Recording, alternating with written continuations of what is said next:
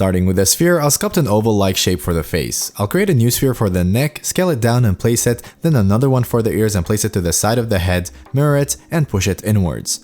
I'll mark the middle of the face to place the eyes, carve in the eye sockets, draw out the nose, and carve in the lips. I'll create a sphere for the eyes, place and mirror it, then I'll sculpt her upper and lower eyelids. I'll then sculpt her nostrils and define her lips. I'll select polygons from her eyes, add a black color for her pupils, and a green one for her iris. For her eyebrows, I'll snap and extrude vertices on her brows, then turn them to pink. In a similar manner, I'll extrude vertices to create her eyelashes. I'll now carve her ears, then I'll add a new sphere and sculpt it around her head. With a plane, I'll model her headband the same way I did with the eyebrows. Then I'll create a cube, turn it to red, add a subdivision surface modifier, and model it to create her horns. I'll now duplicate it and place it. I'll start creating her hair by placing a curve over her forehead and moving its points to shape it, duplicate it, then repeat the process for every hair strand till I fill up her head. Nice. I'll create a plane with the length of her head and duplicate it 7 times as a nice guideline for her proportions. I'll create and manipulate spheres for her torso, pelvis, upper arms, hands, upper legs, lower legs, and feet.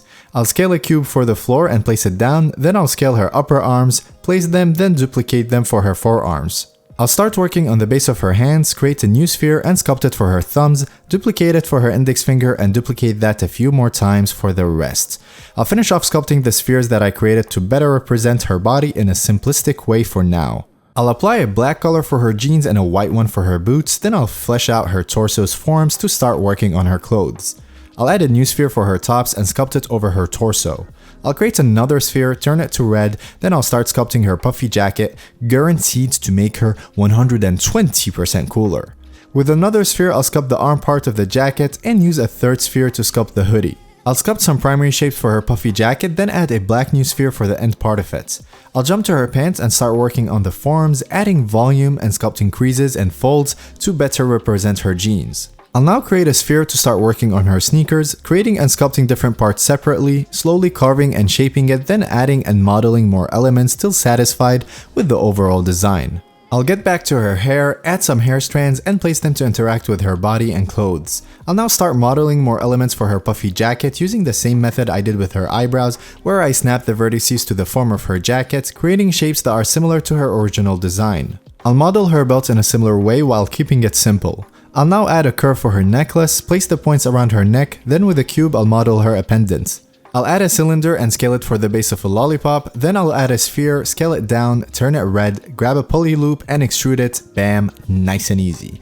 I'll place the lollipop in her mouth, making her 178.9% cooler. Time to rig and pose 02. I'll create an armature, scale it up, place the bones, delete unwanted bones, place more bones, generates a rig for the armature, link her to the rig and give it a test run. Cool, cool, and cool. Time to give her a cool pose. I'll rotate her hips, her shoulders, move her hands and arms, move her feet, manually move the vertices of her jacket to go over her hands, rotate her body, her head, then continue to adjust the jacket and rotate her eyes to finish up the base of her pose. Nice. I'll go ahead and improve the pockets of the jacket, sculpting in form and volume. I'll also add more creases and refine this part, then I'll go back to her hair and work on it a bit more to make it work with her new pose. I'll make her horns bigger and finish up her hair. Look at that coolness. Very nice. Similar to how I created the hair, I'll add individual eyelashes with curves, move the points, duplicate them, and repeat the process till she has a bunch of eyelashes. Using her eyebrows as an emitter, I'll create a hair particle system to make her eyebrows a bit more realistic. I'll groom it a bit and play with the settings till I'm satisfied. I'll sculpt some folds for her tops and some seams and refine things up. I'll also clean up the seams for her puffy jacket here and there. Once I'm done, I'll put her back to her neutral pose and rig her jacket's accessories with the mesh deform modifier, which basically means they'll follow the form of the jacket when she is back in her pose. I'll now sculpt a bunch of folds and wrinkles for the jacket while taking into consideration her pose and the tension points. I'll spend a nice amount of time here, then I'll go ahead and do the same for her jeans, adding a nice touch of realism to her outfit. Once I'm done, I'll unwrap her face and eyes, then jump right into texturing.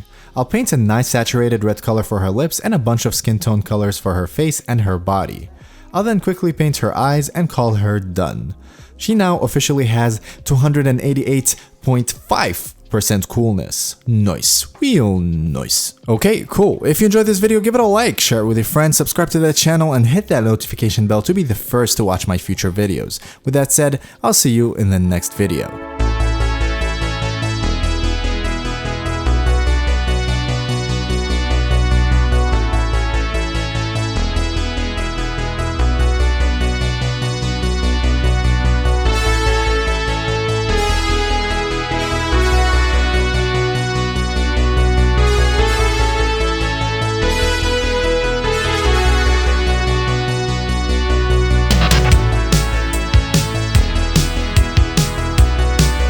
Make sure to subscribe to the channel for more awesome character sculpts and art related videos. You can also check out my store for full courses on character sculpting, texturing, materials, brushes, and more. Last but not least, if you enjoyed this video, then you will definitely enjoy the next one.